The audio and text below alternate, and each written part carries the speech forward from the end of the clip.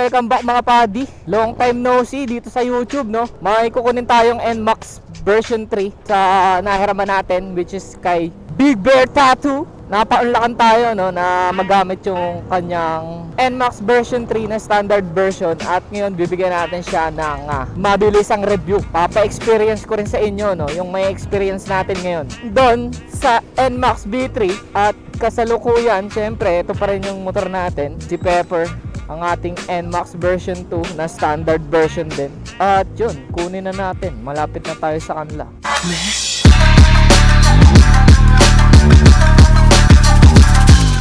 Bossing! Ayan ang ating tattoo artist, si Boss Alvin. Ayan, ito yung motor natin, yan pa rin. So yun mga padi, ito, no? Ito yung NMAX version 3 na standard version. Ayan, kulay black, wala nga lang linis, pero all stock yan, G. Kakakuha lang nito, and yan, yung motor natin. Comparison natin, no? Sabay na natin. Mas mataba yung version 2 compared dito sa version 3. Medyo payatin yung itsura nito. Tapos ito, medyo... And sa suspension, makikita nyo yung pinagbago is mas mataba na tong nasa version 3 compared dito sa version 2. And sa panel gauge din pala, guys. Ayan, iba na yung sa version 3. Sa version 2, konti lang. Ito, malaki na eh. Itong sa version 2, maliit lang. Tapos dito, malaki na. Malaki na yung kanyang panel gauge. Sa switch naman, na iba din yung menu. Ayan, makikita nyo. Ito na yung menu nya. Sa atin, nandito pa sa taas. And sa seat, ito, medyo mas numipis ng konti lang naman. Ay, oh, halos same lang din. Tapos ito, yung pinagbago niya pang isa sa taillight. Yung sa atin, parang isang buong lens siya. Dito is, dalawa na siyang magkahiwalay. Then, tapalodi, same lang. Suspension, magkaiba din, mas mahaba to. Etong sa atin, 305, ito 315. Ang sukat ng kanyang rear suspension. And meron na siyang baso. So sa standard version, CVT niya, same lang nito. Kasi wala tong yung ECVT, yung parang turbo. Yung cover niya, halos same lang din. Tama, pareha sila ng panggilid. And yun, ano pa ba? Dito, sa kanyang dibdib, yung bulsa niya, iba na yung korte compared dun sa atin. Yung mga pockets, iba na. Then itong handlebars, iba na din. Parang dami makikita dito eh, no? Ayan, may TCS din pala to. Sa grabber din, iba na siya, guys. Medyo nakalabas na sa kaha, kakapantay ng kaha. Etong sa atin, nakalabas yung taillight. Kaya pag nabangga, no, basag eh. Dito, medyo mahaharangan itong grab bar. And saktong-sakto siya dyan. Ayan, no. Sa tires, parehas lang. Since nakapalit na tayo, naka-G-Ren to, mas malapad siya compare sa stock. Kaya kung makikita nyo, ayan, no. Parang ang liit nito, di ba?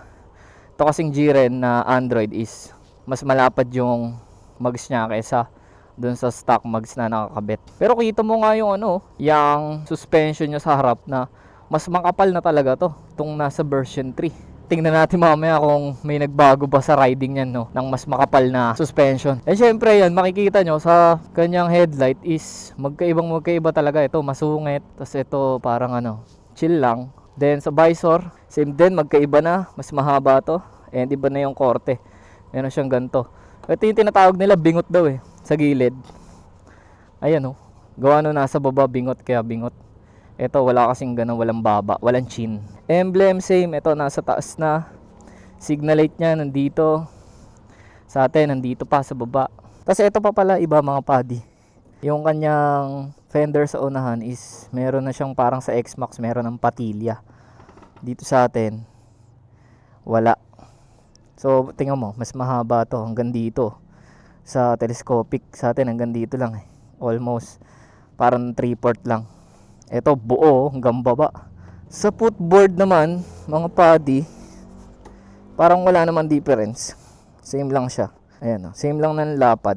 Pero iba yung pakiramdam nito upuan eh. Mas payat, mas maliit. And syempre, yung sa atin, yung standard data is disuse. Itong standard version ngayon sa version 3 is keyless na siya. And meron ng ABS, harap likod, and TCS. Then same disc brake, same lang din dito. Yung sa atin, walang ano yan, traction control saka ABS, no? Dasal lang talaga. Pero ang parang kaparehas nitong standard version ng NMAX na 2025 is yung version 2 na ABS nito, NMAX version 2. Parang ganun siya na nagbihis lang ng iba, nag-anyong iba. At yun, ano pa bang kinaibahan nitong dalawa? Eto, yung parting puwetan. Yung sa atin, isang straight lang na pa ganon. Ito parang may kurba na siya dito. Parang X-Max talaga, no? Ganito yung sa X-Max eh. Ganito yung parting likod niya. Pag ganyan yung korte. Yan, paumbok. Sa atin, isang straight lang. Ito, may paumbok. Tapos yung ito, yung ganito niya, mas malaki na. Ayan. And yung material is parang ganito. Ano pa ba? Ito yung charging port. So charging port is Type-C. Sa atin is kailangan pa ng adapter. Dito Type-C na eh, no? Ayos. Almost the same lang naman. Nag-ibang anyo lang talaga. Medyo pumayat to sa dating pagkakataba niya. NMAX na nag-diet. So ang presyo nito is 155k yung standard version. Doon sa turbo, di ko lang alam kung magkano. Shout out sa tattoo artist kong napakagaling. Kanya po yung motor, no? Kung gusto niya magpatato, lalagay ko dyan. DM nyo lang, napakamura maningil niya. Minsan libre pa. Try natin guys. Ang liit na ito. Parang ang liit, no? Ang isa pang napansin ni Bossing, no? Yung pag-angkas niya, hindi sobrang bukaka. Kasi manipis nga. Ang nipis nga, no? Pala feeling nito guys.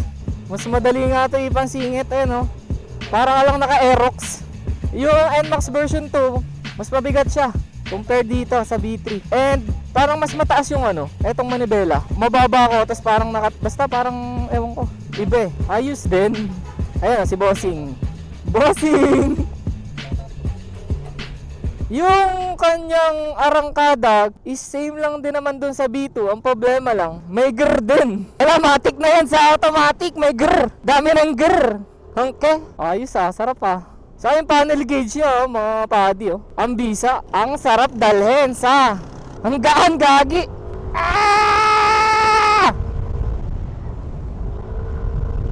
Ang tinakbo pa lang na ito, mga padi, 1.8. Wala pang papel, kaya di natin pwede ilayo. Dito lang tayo. Saka mga padi, no, flat foot ako dito. Ayun, no. Tama, hindi ako nakatingkayad. Flat foot siguro.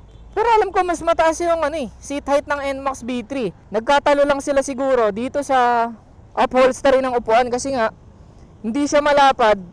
Kaya yung lap or leg, no, is nakadiretso na agad sa NMAX kasi parang nakabalki, nakaganyan eh. Dito hindi flat foot.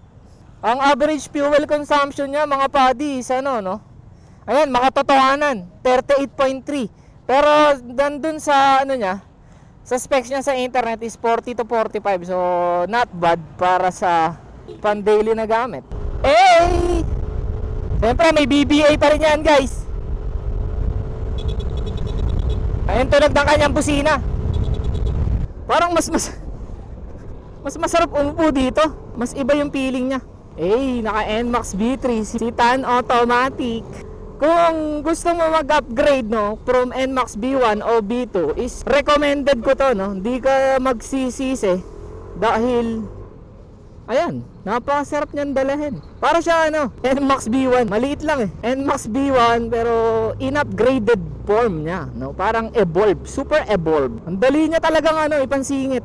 Promise. Suabe. Hindi ko lang trip yung adjustment nito. Gusto ko nakapaganyan. Yan. Siguro dahil kaya tinaas ni Boss Alvin para sa traffic hindi siya tumatama o hindi siya hadlang. Pero kasi nakalampas siya dito sa handlebar eh. Sa sobrang haba ng side mirror.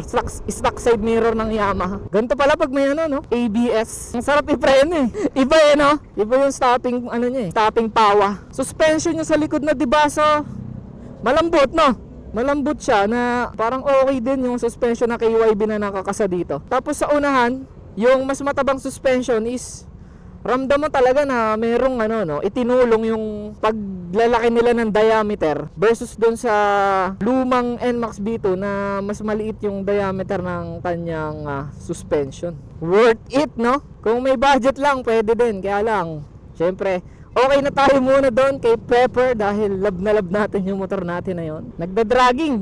Yung dragging talaga kasama na yun eh. Kasama na yun sa mga Yamaha na mga 155cc na scooter. Pugi nang inakakibat yan. Kahit bago, tamo to bagong bago. Dragging na. Pero doon lang naman yung sa una. Pagka bumira ka na, wala na. Nasa sayo na lang yun.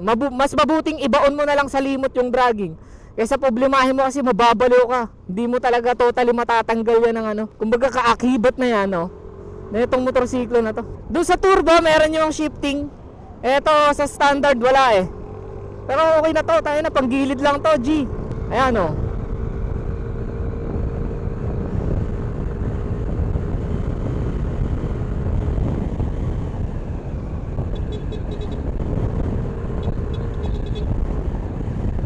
Tamo, sinasagasaan ko yung mga bako, wala. Bali wala, ang lambot ng mga suspension. Ang ina sa motor natin, kaldag tayo doon. Yung pala ang kinaiba, no? Maganda na yung suspension nito. Ang lambot, guys. Ang lambot. Kumbaga, lumulubog siya pero hindi to the point na masasaktan yung ano mo, OBR mo. Kasi syempre, yun, yung motor natin na NMAX B2 is talagang masakit sa likod yun, guys. Ito hindi. Sa unahan, wala akong maririnig na lagatek o lagatok o katok. Sa likod, ganun din. Malambot siya, pero malambot na hindi bumubottom, no? Kayang-kaya niya saluhin yung weight namin. 70 kilos ako, to si Bossing ay, ilang kilo ka? 57. Maganda yung play. Woo! Worth it yung upgrade nyo, no? Kung gusto nyo mag-upgrade. Yun ang aking insight dito sa motorsiklo na to. Ito ata si Otep. Yeah, delivery. Gago puta. Ano, try mo. Ewan ko saan ka ba dadaan. Baka mahuli ka, walang papel yan ha. Hindi, kung dito, wala naman dito pag papunta kang EK. Sakto, isip eh no. Ano? Benta mo na yung beat mo. Eto to, side stand. Ito nga, sakto sa'yo pare. Gumagana yung ABS niya, tama ha. Ayun o. Ayun pala ang ABS, ramdam ko dito sa lever niya eh. Solid. Tapos yung kanyang gas tank dito is 7.1 liters pa rin. Tapos sa seat niya parang lumiit no boss. Parang lumiit lang ng konti pero hindi naman pansin. And yung kanyang material dito is para siyang carbon na pinagdikit-dikit na ganun. Ano pa bang hindi ko nasabi sa inyo? Wala, sobrang yung vlog na to is inside ko lang dito sa NMAX B3. Ang hindi ko lang sure no mga buddy is kung yung socket dito ay rekta na. Yung pinagmumula ng Horror 12. May tools ba si kuya? Baklasin ko kaya. Not sure mga buddy kung yung socket dito na laging nasusunog na nagkokos ng Horror 12. Hindi ko alam kung naka-direct na siya kasi sa Aero from stator hanggang ECU is direct na. Dito sa NMAX, hindi ko alam no. Hindi ko makita. Teka lang, kapain natin. Pero parang may nakikita akong socket eh. Ayun no. Ewan ko kung kita nyo. May nakikita pa akong socket. Nandun sa dulo. Ayun no. Feeling ko may putol pa to. Hindi pa siya direct. Nakatulad na sa Aerox na from stator papuntang ECU. Ito ay parang sa NMAX B2 meron siyang ano. Correct me if I'm wrong mga buddy no. Comment kayo dyan. Pero tingin ko may connection pa rin. Siguro katagalan makakaharanas din to ng Horror 12. Pero sana hindi na no. Kasi nakakabaliw yun. Nakakatakot. Nasa malayong lugar ka tapos bigla ka mga Horror 12. So yan mga buddy, solid na solid yung motor para sa akin no. Kung mag-upgrade ka, kagaya nga na sinabi ko kanina, is all worth it naman to. TCS meron, ABS harap likod meron, may sub-tank na suspension, tapos upgraded na diameter ng front suspension. Not bad. Tapos napakaganda, kulay itim no. Ayan yung pagkabingot niya dyan is okay naman. Nasabi lang ng iba siguro na ang pangit ng bingot kasi sanay sila dun sa unang motor, sa unang NMAX. Pero dito ayos naman siya, katagalan is magugustuhan mo rin. Ito, trip na trip ko. Maganda lang siya. No boss no, tingin mo. Conforme din kasi yan sa titingin eh. Iba-iba tayo ng pananaw no, nasa tao yan. So yan, hanggang dito na lang mga buddy. At syempre shoutout sa may-ari ng motor kay Boss Alvin, kay Big Bear Tattoo. So siya yung tattoo artist natin. Kung gusto nyo magpatato mga buddy, lagay ko dyan sa baba, PM nyo na lang siya. Yeah! Like, share, and subscribe, and welcome back sa YouTube. Yeah! Kita tayo sa susunod. I'm out. Whew.